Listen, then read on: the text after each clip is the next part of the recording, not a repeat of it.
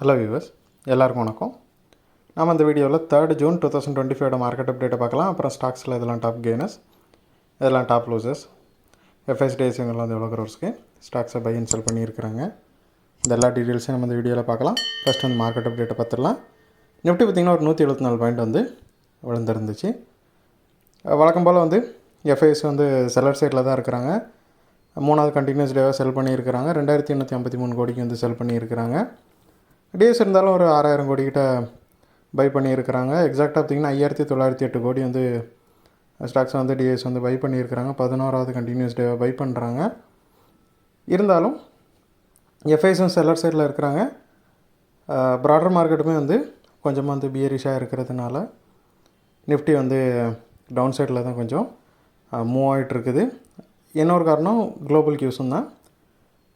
குளோபலாகவும் வந்து கொஞ்சம் குளோபல் கியூஸ்லாம் வந்து சரியில்லாமல் இருக்குது. ரஷ்யா உக்ரைன் கடையில் இடையில பார்த்திங்கன்னா திடீர்னு வந்து சண்டை கொஞ்சம் பெருசாச்சுது. அது மட்டும் இல்லாமல் ரஷ்யா உக்ரைன் கடையிலான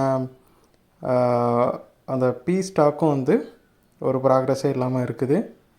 ஸோ இதெல்லாம் சேர்ந்து வந்து கொஞ்சமாக அந்த மார்க்கெட்டை ப்ரெஷரில் வச்சுருக்குது. க்ரூட் வந்து ஒரு 1.7 வந்து இன்க்ரீஸ் ஆகிருக்குது. க்ரூடு இன்க்ரீஸ் ஆனதுக்கு காரணம் வந்து இந்த ரஷ்யா உக்ரைன் இடையிலான அந்த புது எஸ்கலேஷன், அப்புறம் மட்டும் வைல்டு ஃபயர் வந்து கனடாவில் கொஞ்சம் ஸ்ப்ரெட் ஆகிட்டு இருக்குது.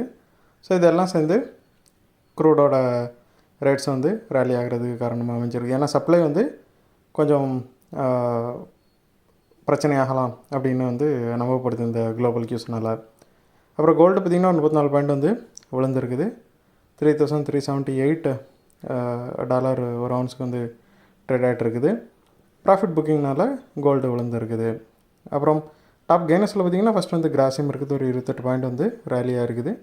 கிராசிம் வந்து ஒரு 1000 கோடி அளவுக்கு ஃபண்ட் ரைஸ் பண்ணுறதுக்கு பிளான் இருக்கிறதா சொல்லியிருக்கிறாங்க. ஸோ அதனால் கிராசிம் வந்து ரேலியாக இருக்குது. டாப் கெய்னர்ஸில் செகண்ட் பார்த்திங்கன்னா ஸ்ரீராம் ஃபினான்ஸ் இருக்குது. ஒரு 5 பாயிண்ட் வந்து ரேலியாக இருக்குது. அவங்க வந்து ட்ரக்ஸப் அப்படிங்கிற ஒரு கம்பெனி கூட வந்து ஒரு ஜாயின் வெஞ்சர் வந்து போட்டிருக்கிறாங்க. ஸோ அதோட இம்பேக்டில் வந்து இது ரேலியாக இருக்குது. அப்புறம் டாப் லூசஸில் பார்த்திங்கன்னா ஃபஸ்ட் வந்து அதானி போட்டிருக்குது. ஒரு 35 பாயிண்ட் வந்து விழுந்துருக்குது. டாப் லூசஸில் செகண்ட் வந்து அதானி என்டர்பிரைஸ் இருக்குது. 47 பாயிண்ட் வந்து விழுந்துருக்குது. அதானி குரூப்ஸோட ஸ்டாக்ஸ் எல்லாமே ப்ரெஷரில் இருந்துச்சு. எல்லாமே கொஞ்சம் வீழ்ச்சியாக அடைஞ்சிருக்குது.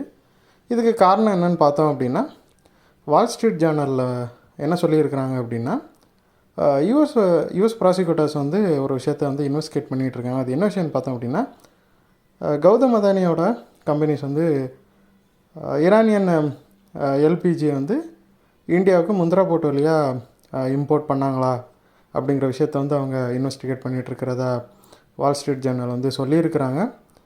ஏற்கனவே வந்து யுஎஸ் வந்து ஈரான் மேலே நிறைய சாங்ஷன்ஸ் போட்டிருக்கிறாங்க. ஸோ இந்த மாதிரி பண்ணியிருந்தால் அது வந்து அந்த சாங்ஷனை வயலேட் பண்ணுற மாதிரி இருக்கும் அப்படிங்கிற மாதிரி வந்து இந்த நியூஸ் சேனல் வந்து சொல்லியிருக்கிறாங்க. ஸோ இதோட இம்பேக்டில் பார்த்திங்கன்னா அதானி குரூப்ஸோட ஸ்டாக்ஸ் எல்லாமே வந்து விழுந்துட்டுருக்குது. ஸோ இந்த வீடியோவில் நான் உங்களுக்கு கொடுத்த இன்ஃபர்மேஷன்ஸ் எல்லாம் கண்டிப்பாக ஹெல்ப்ஃபுல்லாக இருக்கும் நான் நம்புகிறேன். இது உங்களோட ஃபியூச்சர் ட்ரேடிங் செஷனுக்கு கண்டிப்பாக ஹெல்ப் பண்ணும். இந்த வீடியோ உங்களுக்கு பிடிச்சிருந்துச்சின்னா லைக் பண்ணுங்கள், ஷேர் பண்ணுங்கள், மறக்காம சேனலுக்கு சப்ஸ்கிரைப் பண்ணுங்கள். அப்படியே இந்த வெள்ளைக்கான கிளிக் பண்ணிங்கன்னா டெய்லி அப்டேட்ஸ் தாராளமாக கிடைக்கும். தேங்க்ஸ் ஃபார் வாட்சிங். Keep supporting. நான் இன்னொரு வீடியோவில் உங்களை சந்திக்கிறேன். தேங்க்யூ.